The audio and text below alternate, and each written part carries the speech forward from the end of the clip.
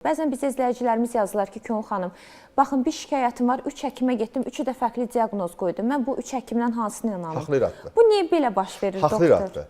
Amma siz misal üçün eyni sualı, misal üçün ayrı Avropana demirəm, Türkiyədə 3 hocaya versəniz, 3-ü də eyni cavab verəcək. Çünki eyni konsensusda çıxış edir.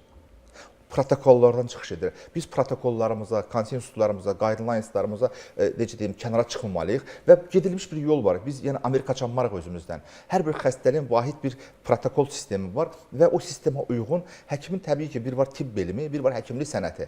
Həkimlik sənəti bir yaradıcılıqdır.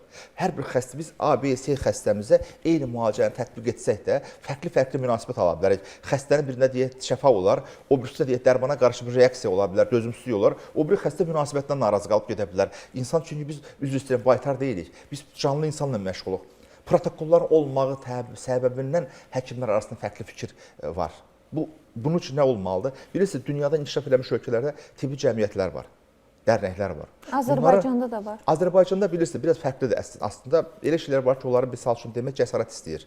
Misal üçün bizdə hər sahə üzrə cəmiyyətlər, dərnəklər var. Amma bunlar misal üçün əksər hallarda deyək 90-cı illərdən yaranmış bəzi cəmiyyətlər var ki, eyni bir nəfər tərəfindən yürüdülür. Heç bir cəmiyyətin deyək konsensusu yoxdur, keçiciliyi tədbiri yoxdur və bir şəxs tərəfə bağlı, bir şəxsə bağlıdır. Bu doğru bir şey deyil. 2 ildən bir, 3 ildən bir nizamnamə uyğun adam dəyişməlidir. Yeni şey ortaya qoymalıdır. Sanki şəxsi əmlak şəxsi bir əmlak kimi. Bu cəmiyyətlərin yaranması bağ evi deyil, mülk deyil. Yəni bu ümumi cəmiyyətdir və adı üzərindədir və bu iş ortaya qoymalıdır.